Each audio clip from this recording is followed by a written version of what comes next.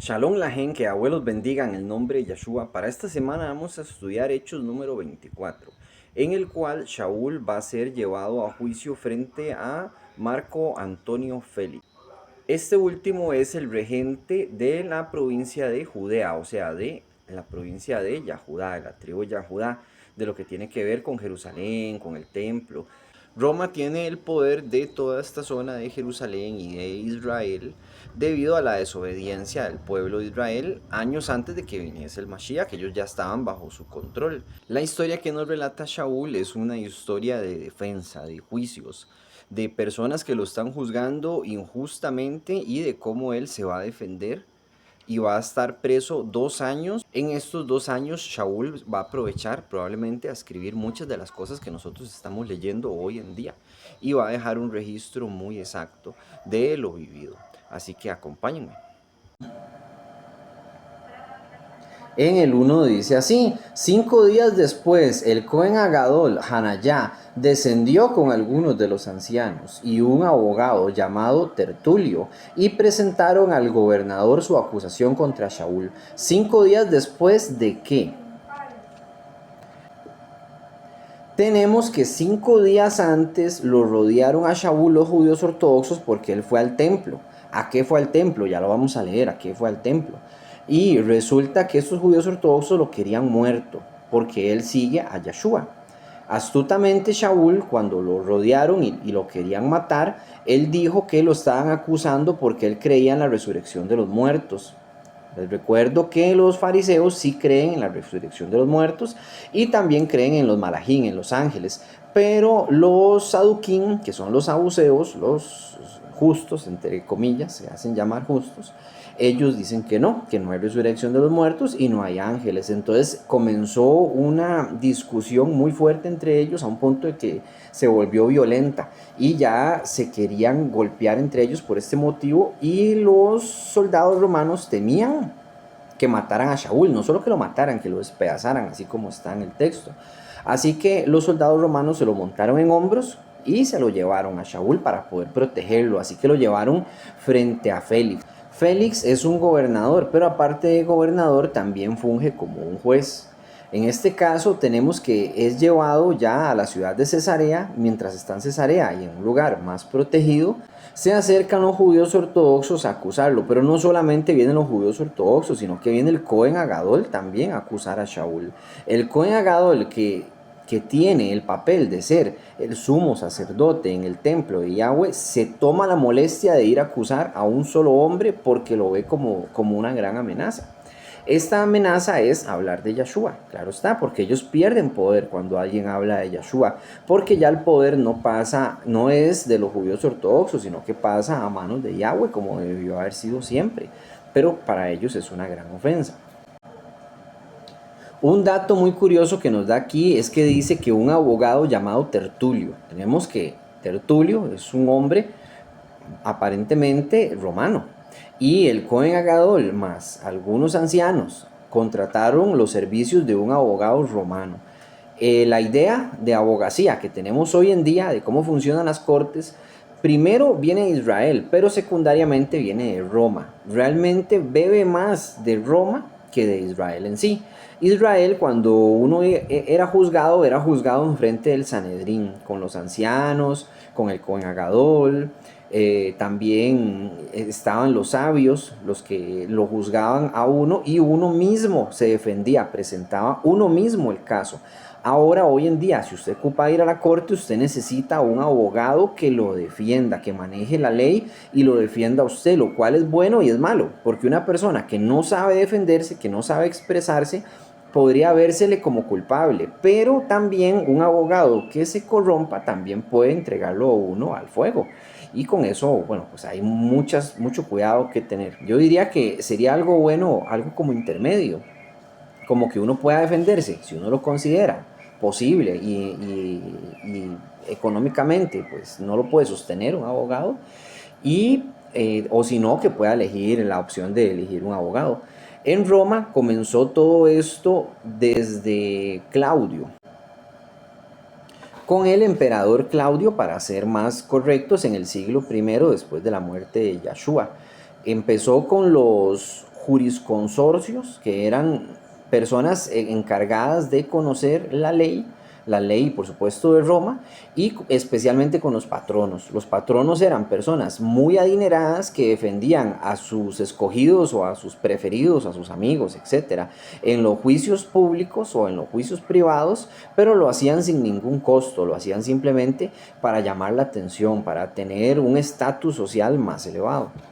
Tenemos ese hecho de que Shaul está en una corte romana, dice, y bueno, y tiene un abogado romano enfrente en contra de él, y él se está defendiendo a sí mismo porque Shaul es muy culto y no ocupa un abogado.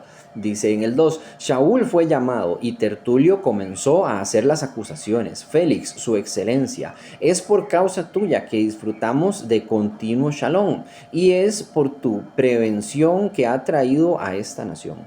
¿Qué es lo que está diciendo Tertulio? Comienza con un saludo a Félix y dándole honra y pompa y gloria a este romano, diciéndole que gracias a la gobernancia de Félix en Judea, Judea está muy bien y que todo el mundo vive en paz. Dice en el 3, tantas reformas en muchas áreas. Es con la mayor gratitud que recibimos esto, pero para no tomar mucho de tu tiempo, imploro tu indulgencia por darnos esta breve audiencia. En el 5, hemos hallado que este hombre es una plaga, es un agitador de todos los judíos por todo el mundo y cabecilla de la secta de los Notrim. Estos Notrim son los nazarenos. Entonces, ¿qué está diciendo Tertulio? Tertulio, el abogado, está diciendo, este hombre es un sedicioso, es un problema. Shaul va a Jerusalén a molestar y a alborotar al pueblo para que el pueblo se levante y le quite el poder al César y que sea de nuevo de los judíos. Pero eso es falso. Él nunca ha hecho eso. Y tras que es falso, les está diciendo que es parte de una secta llamada los nazarenos. Ahora les pregunto yo a todos los que están viendo este video, nosotros ya no somos pueblo de Israel, ni somos cristianos, somos nazareos. Esa es la verdadera y única religión que existe en el mundo, porque no falta quien diga, no, es que somos mormones, somos pentecostales, somos etcétera. Somos judíos, hay gente que dice que somos judíos, nosotros no somos judíos. El judaísmo es una cosa, la tribu de Yahudá es otra, la tribu de Yahudá pertenece automáticamente a Israel. Entonces, un judío de verdad debería decir, yo soy Israel. Y una persona como yo, que digo que soy Israel, es lo correcto, porque eso es lo que vemos en Apocalipsis 21 y 22, como les digo siempre, que baja la nueva Jerusalén, que Yahweh renueva a Israel. No vemos religiones, pero aquí dice que Pablo lo está acusando, Tertulio, de ser la cabecilla de una secta llamada los nazarenos. Esa secta, para empezar, no existe. Esa secta es inventada por los judíos ortodoxos y le llama secta, así tal cual. Los nazarenos siguen a Yahshua porque él viene de Nazaret. Entonces se les está llamando de esta manera, pero es despectivamente. No es un honor ni una honra, ni debemos llamarnos a nosotros mismos nazareos, ni de ninguna otra palabra que aparezca en la Biblia. Hay una secta que se llama Luz del Mundo, que nació hace 30 años, tal vez 40 años, francamente no sé. Esa secta no existe en la Biblia, no es la verdadera religión, pero ellos dijeron, como aquí dice luz del mundo, entonces somos luz del mundo y esa es la verdadera religión. No, eso no es así. Y tampoco aquí, el que lo está llamando nazareo es Tertulio, a Pablo, pero no es Pablo que se llama a sí mismo, ni está diciendo somos nazareos o somos luz del mundo como religión tal cual, ¿verdad? Como una secta. Eso es para que ustedes lo tomen en cuenta por si algún día alguien les dice o intenta utilizar este argumento. Sepa que somos Israel nada más. Y Yahshua vino por las ovejas perdidas de la casa de Israel. Dice en el 6, él hasta trató de profanar el templo, pero nosotros lo arrestamos y queríamos enjuiciarle bajo nuestras leyes. ¿Qué está diciendo Tertulio? Primero está diciendo nosotros. Pareciera que este Tertulio tiene algún poder romano, pero se está sumando junto con el judaísmo ortodoxo. Tiene nombre romano. Debe tener algún tipo de casa romana. Recordemos que la palabra Pablo es porque él viene de una casa. Es Shaul, Pablo. Pablo es una casa de Roma.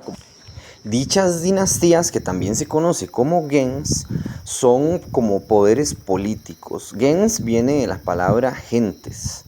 Y de esas se pueden mencionar varias, se pueden mencionar la de Pompeyo, la de Julia, la de Adriano, la de etcétera, etcétera. Hay muchas que se utiliza como un título. Entonces este Tertulio es probable que también tenga sangre romana y sea abogado romano, pero también para los judíos, y se cuenta a sí mismo dentro de Israel como judío tal cual. Entonces dice, él hasta trató de profanar el templo. Mentira, Pablo no intentó profanar el templo, pero nosotros lo arrestamos y queríamos juzgarlo bajo nuestras leyes. ¿Cuáles son esas leyes? Es el Talmud, no la Torá. Porque si lo quisieran juzgar bajo la Torá, no lo encontrarían inocente. Pero como lo están juzgando según el Talmud, que son la religión de ellos, de los judíos ortodoxos, entonces ahora sí es culpable. Dice en el 7. Pero Lisias, el comandante interno, él lo arrebató de nuestras manos. Está hablando de Lisias, el que lo salvó. El soldado romano que lo arrestó y lo salvó y se lo llevó. Dice en el 8. Y ordenó a sus acusadores que vinieran ante ti. Si interrogas a este hombre, tú mismo te podrás enterar de todas las cosas de las cuales le acusamos. En el 9, los Yahudí también se unieron a la acusación y alegaron que estos eran los hechos. Ok, entonces tanto Tertulio como el Cohen Gadol, como los judíos ortodoxos que estaban ahí, los sabios y los saquenín, etc., estaban acusando a Shaul de lo mismo, de que él quería profanar el templo y que debido a los soldados romanos lo rescataron de sus manos, pero que quieren juzgarlo, que por favor lo puedan llevar a Jerusalén para juzgarlo y matarlo, claro está. Dice en el 10, cuando el gobernador señaló a Shaul para que hablara, él respondió, yo sé que tú has sido juez de esta nación por un número de años, de modo que me alegro de exponer mi defensa. Ahora tenemos a Shaul hablando, diciéndole a Félix que se alegra que Félix sea el juez, porque Félix conoce mucho los asuntos de los judíos ortodoxos y tiene mucho tiempo conociendo la Torá y demás. Vamos a ver en el 11. Como puedes verificar por ti mismo, no ha pasado ni 12 días desde que subí a Jerusalén a adorar. Ok, tenemos que él está diciendo que no han pasado ni siquiera 12 días cuando él subió a Jerusalén a adorar. Fue al templo. Shaul está yendo al templo. Les pregunto a las personas que dicen que el templo no vale nada, que el templo no sirve. ¿Qué andaba haciendo Pablo en el templo si el templo ya no? Si el templo ahora somos nosotros, entre comillas, nosotros no somos el templo.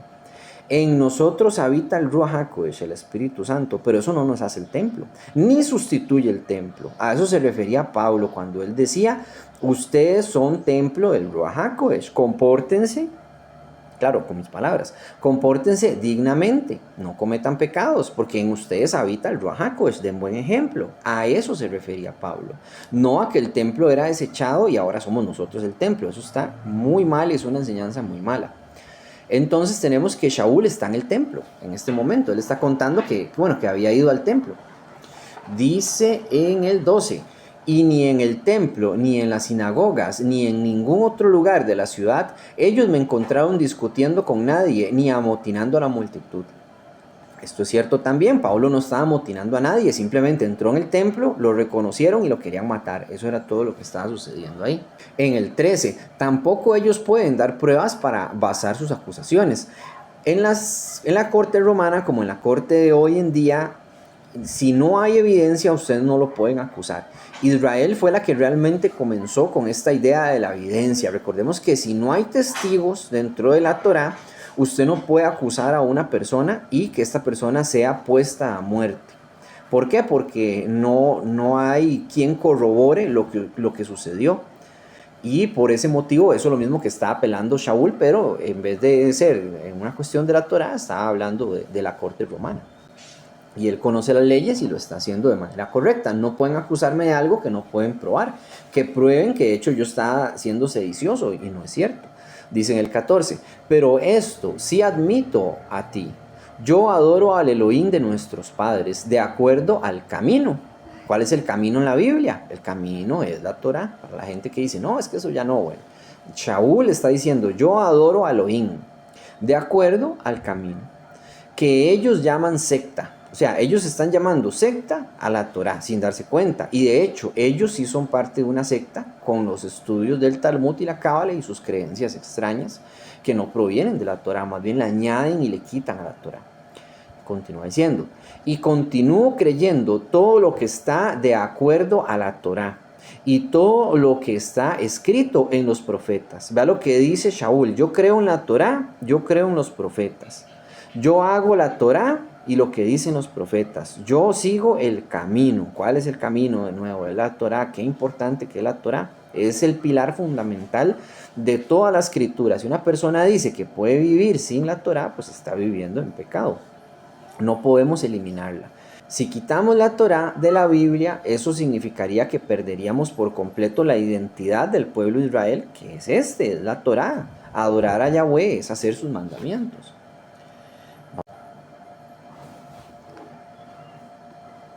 En el 15 dice, y continúo teniendo una esperanza en Elohim, que ellos también aceptan, que habrá una resurrección tanto de justos como de injustos. Esto, lo de la resurrección, bueno, esto está en Apocalipsis, pero también es una promesa que está en el Tanaj y es parte de todo lo que se va a tener que dar en algún momento, que tarde o temprano, ay, de nuevo, 1, 2, 3, y es algo que tarde o temprano va a tener que darse. Eso es una promesa de Yahweh, Yahweh la va a cumplir, nos va a resucitar para lo bueno a los buenos y para lo malo a los malos, que eso va a ser el Sheol, ¿verdad? Va a ser el infierno. Para los buenos vamos a ir a la tierra prometida.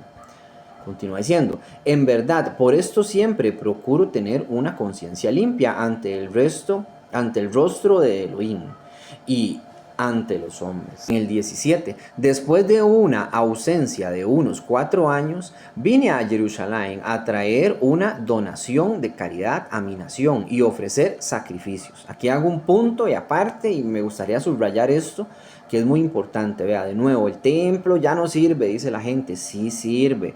Si hoy en día hubiera templo, tenemos que cumplir con las cosas que nos pide el templo. Sí, vea que Pablo nos está demostrando que hay que hacerlo. Él dice que estuvo 4 años en ausencia en Jerusalén. Recordamos todo lo que hizo Shaul, los lugares que visitó, las personas que ayudó, etc. Después él regresa a Jerusalén a purificarse en el templo. ¿No que no sirve? Y tras que viene a purificarse, trae donaciones para el templo. Y dice que ofrecer sacrificios. En otras Biblias dice libaciones, pero está mal traducido, no es libaciones. Es que lo traducen mal para así quitarle la identidad a la Biblia y romanizarla. Pero es que la Biblia no es romana. Es más, si usted busca la palabra en griego, es esta, vamos a buscarla.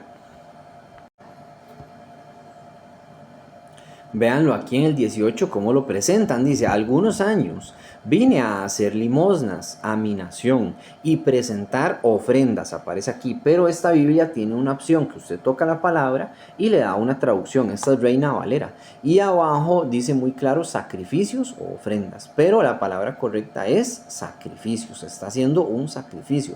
Ahora, tenemos que sacrificar corderos porque Yahshua es el perdón. Hay que entender una cosa. No podemos separar los mandamientos por la bendición que nos dio Yahshua. Yahshua es el perdón. Yahshua es lo más importante en toda la Biblia, es la finalidad de la Torá. O sea, todo lo que se planeaba hacer, Yahweh lo ha culminado con Yahshua y va a seguir con Yahshua en el milenio, en la tierra prometida, que nos gobierna, que Yahshua es la palabra de Yahweh, que es Yahweh mismo. Por supuesto, Yahshua es lo mejor que hay. Pero hay que entender una cosa, Yahshua también mandó los sacrificios y no podemos quitar ni siquiera un solo mandamiento porque eso es un pecado. Entonces tendríamos que hacer sacrificios en el templo, si hubiese un tercer templo, sí. ¿Qué pasa si es mal gobernado este templo por judíos ortodoxos y demás? Bueno, pues hay que hacerlo. Nosotros tenemos que cumplir con nuestra parte, a pesar de que estamos mal gobernados. Es como pagar impuestos. No es bonito pagar impuestos, ya eso es otro asunto, ¿no? Los sacrificios y las demás cosas lo hacemos por amor a Yahweh y para ayudar a las viudas y a los huérfanos, porque por eso se llevaban las limosnas y las cosas. Pero en este caso, cuando uno paga impuestos, lo hace por el país, a pesar y lamentablemente que se estén robando el dinero en el país X y en X gobierno y en X año o etcétera. Pero bueno, el deber de nosotros es cumplir con eso para que así haya dinero para reparar calles y demás. 18. Fue en relación con lo último que me encontraron en el templo. Me estaba purificando ceremonialmente. No estaba con una multitud y tampoco estaba causando ningún alboroto. Cierto, todo lo que dice Shaul es cierto. Él no estaba haciendo nada más que cumpliendo con esa parte de la Torá, que son los sacrificios, las limosnas y purificándose en el templo, pidiendo perdón a Yahweh por sus pecados, a pesar de que Yahshua es nuestro perdón, ¿verdad?, de pecados. Vea cómo se contradice las cosas que pasan con la ideología cristiana, que dicen que no hay que ir al templo, que el templo no importa, que yo soy el templo y que etcétera, ¿verdad? Bueno, eso hay que tener pues mucha precaución con lo que uno predica, porque si está predicando algo malo es una maldición, dice en el 19. Pero algunos judíos de los que estaban en la provincia de Asia debían estar aquí ante ti para acusarme si tenían algo contra mí. O sea, si esos judíos que estaban ahí en presencia, cuando yo estaba en el templo, tenían algo contra mí, debieron haber venido. No pueden acusarme así, mandando a un tercero a decir que yo hice X cosa cuando no lo hice, es mentira. Y aparte de que es ilegal, dice en el 20. De otra forma, que estos hombres digan de qué crimen me encontraron culpable cuando estuve ante el Sanedrín. Que dice Shaul, que estas personas que han mandado a estos terceros a acusarme, que tal vez no están ni siquiera presentes, que digan en qué me he equivocado, en qué he pecado, o al menos qué crimen he cometido a los ojos de Roma, claro está. En el 21, a no ser ese grito que lancé cuando estaba entre ellos. ¿Cuál fue el grito que lanzó Shaul? ¿Qué fue lo que él dijo? ¿Qué fue lo que él dijo que causó que todos se pelearan entre ellos? Dice así: yo estoy siendo juzgado hoy ante ti porque creo en la resurrección de los muertos. Y eso fue lo que causó un conflicto entre ellos, que fue que todos se pelearon, pero ya eso fue por ideologías propias de cada uno. Porque se dividen cuando las personas tienen religiones, causa división. Ese es el plan de Satanás. La religión es lo que Satanás propuso para que las personas no estén unidas. Vea que unas personas hacen Shabbat un miércoles o un lunes o un martes. ¿Por qué? Porque tienen otro calendario, causa división, causa conflictos, hace que las personas no sepan ni siquiera qué día están o cuándo es el Shabbat, cuándo son las fiestas. Vea que todo el mundo tiene calendarios distintos, hay más de 14 calendarios distintos. Y francamente es difícil combatir con estas ideologías porque son propias. Eso hablando dentro de las raíces hebreas, por ponerle un nombre, ¿verdad? Porque de nuevo, nosotros no somos raíces hebreas, somos Israel. Y ahora con las religiones cristianas, que hay más de 40,000 religiones cristianas, ¿cuánta división causa? Eso es un problema muy grande. Y ellos, al ser saduceos unos y a otros fariseos, y a elegir qué es lo que más les gusta, como si fuese un buffet, y no aceptar la realidad de las cosas, que sí hay ángeles, y que también hay resurrección de los muertos, porque lo hay, porque está escrito, porque así es, ellos entraron en un conflicto. Y los fariseos también están en un conflicto contra Shaul. ¿Por qué? Porque no aceptan que Yeshua es el Mashiach, igual que los saduceos, ¿verdad? Que es otra secta que no aceptaban a Yeshua. Pero eso era por motivos propios egoístas, por ser poderosos ellos y ganar dinero, tener a las personas bajo el zapato o bajo la sandalia, si nos ponemos en la época. Dicen el 22.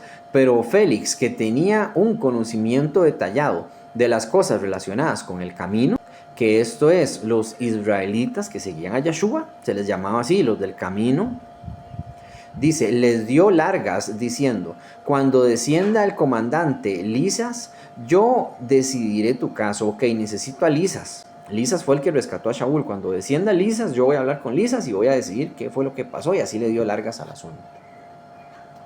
En el 23, ordenó al capitán a mantener a Shaul en custodia, pero que le dejasen tener considerable libertad y no impedir a ningún amigo que se ocupara de sus necesidades. O sea, si Shaul tenía algún amigo, que sí tenía muchos, entonces Shaul podía pedir cosas, que le trajeran, qué sé yo, un talit, comida, que le trajeran un pergamino, que le trajeran tinta para escribir, algo, lo que él ocupara. Félix le dio esa libertad a Shaul. En el 24, pasados unos días, Félix vino con su mujer, Drusila, quien era judía. Mandó a llamar a Shaul y le escuchó mientras hablaba acerca de confiar en el Mashiach Yeshua. Tenemos que Drusila es una mujer judía. Félix, que es un romano, se casó con esta mujer judía. Así que llamaron a Pablo para escuchar qué palabras tenía que decir. ¿Cuál es esta filosofía? En esta época la filosofía era algo muy valioso. Escuchar a un filósofo y sus ideas y su manera de vivir y etcétera era más como una curiosidad, como un pasatiempo. Por eso tenían esa buena voluntad tal vez de escuchar a Shaul, porque querían ver cuál era la filosofía que él estaba expresando. Dice en el 25, pero cuando Shaul empezó a disertar sobre la justificación, dominio propio y del juicio venidero, Félix se aterrorizó y dijo: Por el momento vete, te llamaré cuando tenga la oportunidad. Ok, Félix, al escuchar que tenía que tener dominio propio, o sea, que no podía acostarse con todas las mujeres que quisiera, y que tenía que ser justo, y que venía el juicio venidero, que es Yahshua, ¿verdad? El juicio final y demás. Entonces él dijo, no, mejor vayas. Vayas y cuando tenga oportunidad lo vuelvo a llamar. Dice en el 26, al mismo tiempo, él esperaba que Shaul le ofreciera un soborno, de modo que lo mandó a buscar frecuentemente y conversaba con él. Cada vez que podía, Félix tenía un tiempo, conversaba con él, lo escuchaba, le parecía bueno y le caería genial un soborno, más de un hombre millonario como Shaul. Shaul era una persona importante, les recuerdo, tenía mucho dinero, era muy culto, manejaba varios idiomas, era escriba. Para la época, Shaul, bueno, fue una buena adición para la Kehilá. Era un hombre, pues, importante, inteligente. Y ya para finalizar en el 27 dice así, al cabo de 2 años, Poncio Feso fue nombrado sucesor de Félix. O sea, Félix perdió el poder que tenía ya como regente de Judea. Ahora tenemos a otro regente llamado Poncio Feso.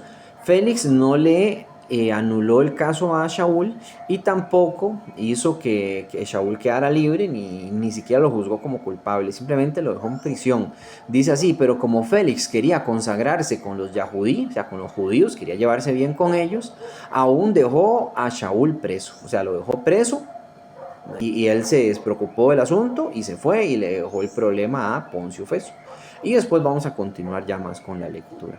Espero que les haya gustado, que les haya servido. Recuerden compartir los videos, lleguemos a más gente, lleguemos a más personas que quieran estudiar la Torah con nosotros.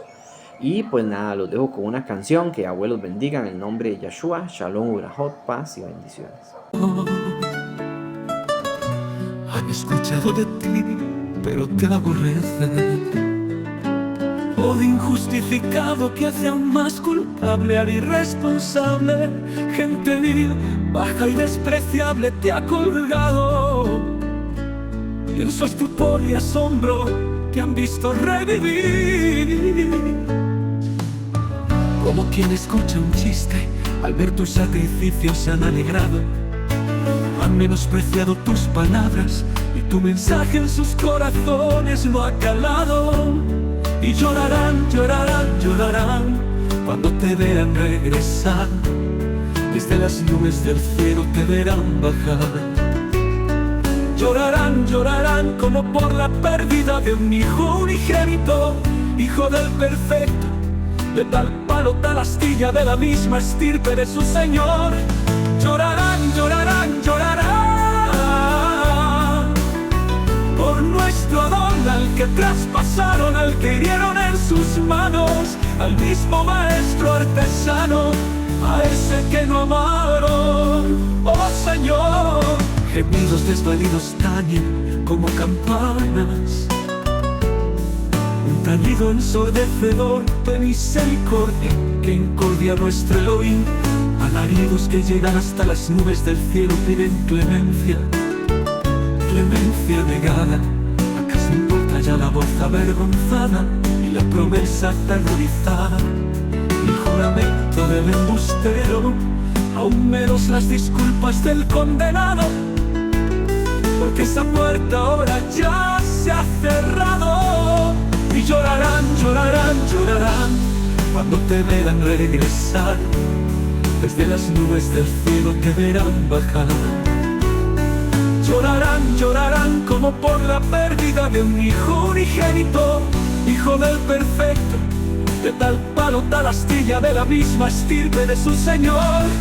Llorarán, llorarán, llorarán por nuestro don, al que traspasaron, al que hirieron en sus manos, al mismo maestro artesano, a ese que no amaron. Oh Señor,